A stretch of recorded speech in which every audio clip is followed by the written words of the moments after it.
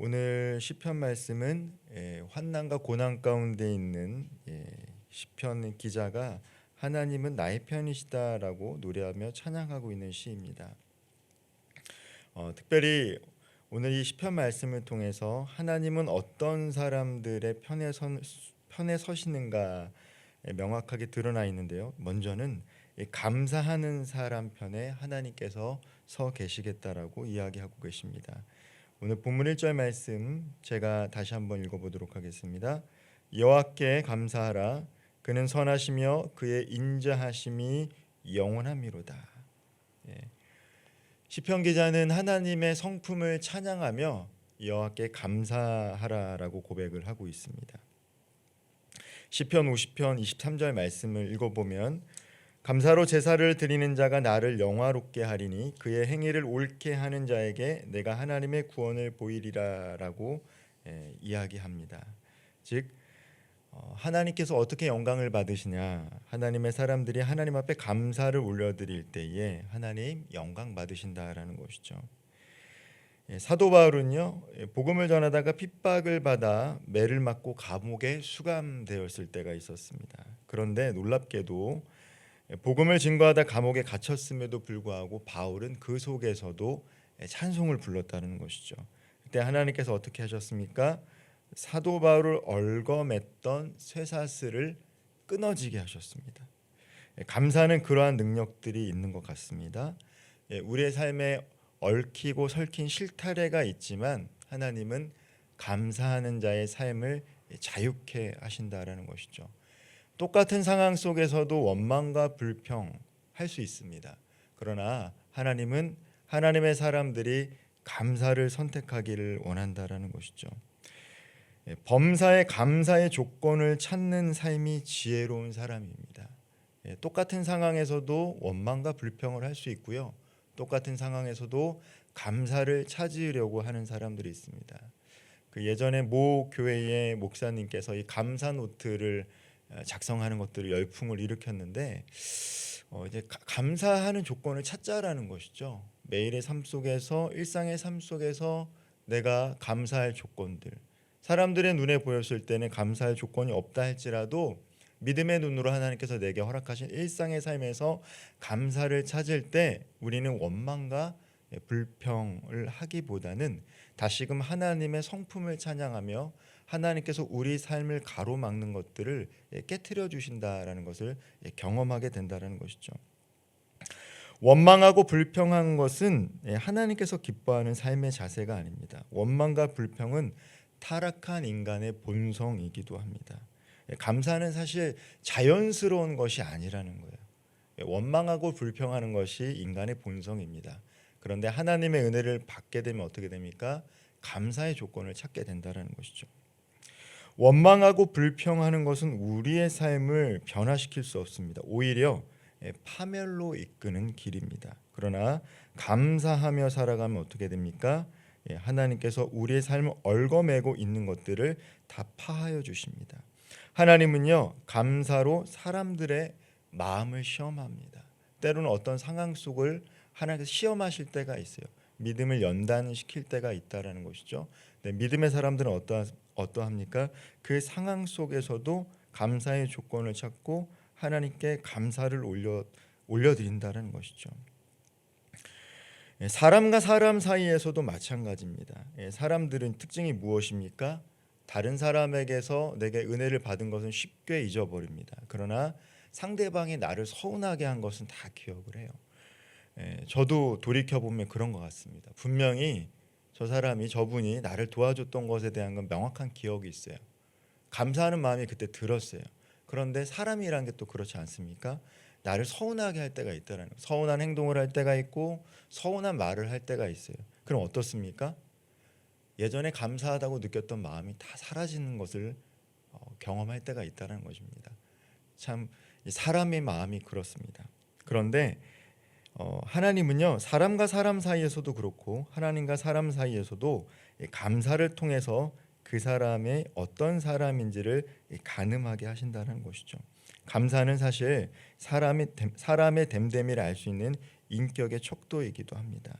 하나님께서는 우리가 일상의 삶을 살아가며 감사할 때 그 편에 계신다는 것을 꼭 기억하셨으면 좋겠습니다.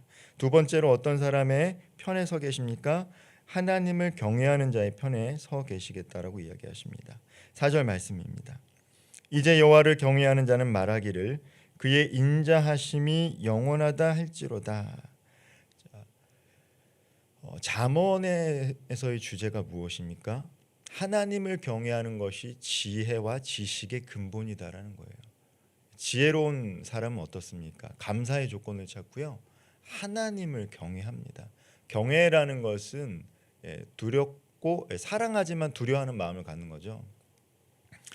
하나님 앞, 하나님이 우리의 친구 되신다라고 해서 하나님을 함부로 이렇게 망령되이 일컬을 수 있는 존재가 아니라는 것입니다.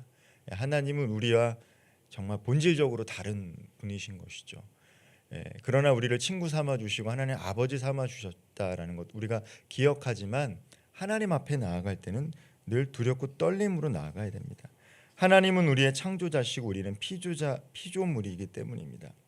사람도 그렇지 않습니까? 사람들도요 예의 바른 사람을 좋아합니다. 에티켓 있는 사람 좋아하고요 예의 바른 사람 좋아합니다. 하나님도 마찬가지일 것 같아요. 하나님께 은혜를 받으면 늘 감사하고 또 그렇지 못한 상황 가운데서도 감사하고 그런 마음가짐을 갖고 있으면서도 늘 하나님을 경외하고자 하는 그 사람 편에 하나님은 반드시 서 계신다는 것입니다. 하나님은 언제나 하나님을 경외하는 사람을 사랑하시며 그 사람 편에 계십니다. 하나님은 이처럼 하나님을 경외하는 사람과 함께 하십니다. 하나님이 내 편에 계시면 누구나 풍성한 은혜와 복을 누리며 살게 되는 것을 우리는 알고 있습니다. 하나님이 내 편에 계시기를 원하시죠. 그렇다면 어떻게 해야 됩니까? 우리는 늘 두렵고 떨림으로 하나님을 경외하는 마음을 가져야 된다는 거예요. 세 번째로요. 하나님은 어떤 사람의 편에 계시는가? 하나님을 찾는 사람, 하나님을 부르짖는 사람, 하나님께 피하는 사람의 그 편에 계신다라고 이야기하십니다. 5절 말씀을 같이 한번 읽어봤으면 좋겠습니다. 내가 고통 중에 여호와께 부르짖었더니 여호와께서 응답하시고 나를 넓은 곳에 세우셨도다. 아멘. 사람은요 잘 될 때는 사람들이 모이는데요 내가 어렵고 힘들면 사람들은 찾지 않습니다. 내가 오히려 힘들어서 부르짖으면 사람들은 멀리합니다. 그러나 하나님은 어떠하신 분입니까? 하나님은 내가 부르짖으면 그 옆에 와 계셔 주시는 분이십니다. 하나님께 피하면 하나님은 우리의 피난처가 되어 주시는 분이십니다. 하나님은 언제나 그렇습니다. 하나님은 부르짖는 자의 편에 계신다라는 거예요. 그래서 성경 말씀을 읽으면요, 이 고아와 가부들이 부르짖어서 탄원하는 기도를 하나님 늘 듣고 계신다라고 하십니다. 이 압복강가에서 생명을 걸고 기도하던 야곱이 은혜를 받았죠. 왜 은혜를 받은 것입니까? 하나님께 부르짖었고 하나님께 피했기 때문입니다. 그래서 하나님 어떤 은혜를 주셨냐면 야곱을 죽이고자 찾아오는 형 에서의 마음을 변화시켜 주셨어요. 우리가 문제가 생기면 그 사람과 문제를 해결하려고 할 때가 많아요. 저 사람의 마음을 어떻게 하면 바꿀 수 있을까? 저 사람이 나를 오해하는데 어떻게 내가 행동을 해야 되고 어떻게 말을 해야 될까? 그것도 참 중요하죠. 그러나 먼저 선행되어야 될 것이 무엇입니까? 하나님께 부르짖고 그 문제를 해결할 수 있도록 나의 마음을 변화시켜 주시고 상대방의 마음을 변화시켜 줘서 오해하지 않도록 그때 하나님이 일하신다라는 것이죠. 야곱이 은혜를 받은 것은 무엇입니까? 형에게 어떻게 잘 보일까가 아니라 먼저 하나님과 씨름했다라는 거예요. 하나님과 씨름하시니까 형 에서의 마음이 바뀐 것이죠. 자식 없는 서러움을 견디다 못해 울부짖으며 기도하던 한나의 모습을 보시고 하나님은 한나의 편에 계셨습니다. 그래서 사무엘이라는 귀한 아들을 주셨어요. 그냥 한나에게 귀한 아들이 아니라 새 시대를 연 그 귀한 사무엘을 하나님께서 허락하셨다는 것입니다. 귀신 들린 딸이 건강을 위해 애걸하며 기도할 때 이 수로보닉의 여인의 모습을 보고 하나님께서는 그녀에게 부스러기 은혜를 허락하셨습니다. 이처럼 하나님은 언제나 기도하는 사람 편에 서 계신다라는 거예요. 그래서 기도하는 사람이 사실은 무서운 사람입니다. 종교개혁 시대에도 마찬가지예요. 피해 여왕 메리가 두려워했던 사람들이 어떤 사람이었냐? 기도하던 사람이었어요. 기도하던 사람들이었습니다. 기도는 신앙생활에 있어서 정말 중요합니다. 어린 자녀가 모든 것을 부모에게 고할 때, 그리고 부르짖을 때, 울부짖을 때 엄마 아빠가 가만히 있지 않잖아요. 어떻게든 자녀를 지켜주고 보호하려고 하고 문제를 해결하려고 하는 것처럼 정말 위급한 일이 있고 긴급한 일이 있을 때 하나님께 기도하면 어떻게 하십니까? 하나님께서 그 연약한 자의 편에 서 계셔 주신다는 거예요. 오늘 본문 말씀을 보면요, 여호와는 내 편이시라 내게 두려움이 없나니 내가 어찌할꼬라고 6절에 기록하고 있습니다. 하나님 편에 서 있는 사람의 특징이 무엇입니까? 두려움이 없다라는 거예요. 사람을 두려워하면 어떻게 됩니까? 그 사람에게 얽매이는 삶을 살아갑니다. 사실 우리가 삶을 살아갈 때 어려운 사람들이 있습니다. 어려운 사람이 없는 사람들은 아마 없을 거예요. 사람이 어렵다라는 것과 두려워하는 것은 다르죠. 그런데 하나님은요, 하나님만 두려워하기를 원하신다는 거예요. 하나님만 두려워하는 사람에게는요, 피할 길이 있고 문제를 해결해 주시고 사람을 두려워하지 않게 해 주신다라는 것입니다.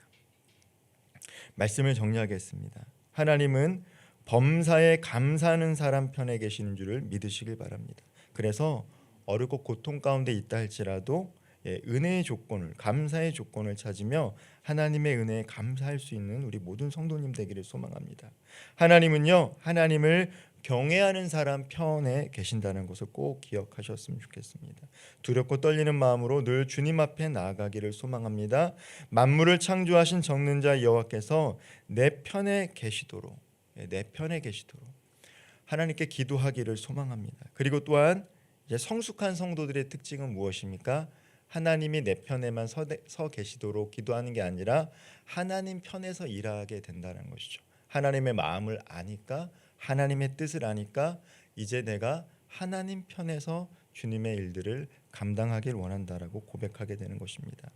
하나님이 우리 편에 서 있든 우리가 하나님 앞에 서 있든 하나님과 가까운 삶을 살아가는 것이 복된 삶인 줄 믿으시기를 바랍니다. 범사에 감사하시고 하나님을 경외하시고 어려움과 환난 가운데 울부짖으며 기도하며 피난처 되신 하나님 앞에 온전히 나아감으로 언제나 주님과 동행하는 복된 삶 살아갈 수 있는 우리 모든 성도님 되기를 주님의 이름으로 축원드리겠습니다. 기도하겠습니다.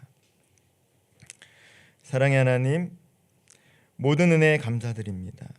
원망과 불평 대신에 범사에 감사하며 주님께 영광 돌리는 삶 살아가게 하여 주옵소서. 하나님을 경외하는 마음으로 창조주 앞에 겸손히 나아가게 하여 주시고 주님의 은혜와 복을 누리는 삶 살아가게 하옵소서. 고난과 역경 중에도 주님께 간구하며 부르짖은 믿음을 허락하시사 야곱과 한나처럼 기도로 응답받는 은혜를 경험하게 하옵소서. 여호와께서 내 편이시니 두려움 없이 승리하며 살게 하시고 주님의 뜻 안에서 복된 성도로서 살아갈 수 있도록 오늘 하루도 동행하여 주옵소서. 예수님의 이름으로 기도하옵나이다. 아멘.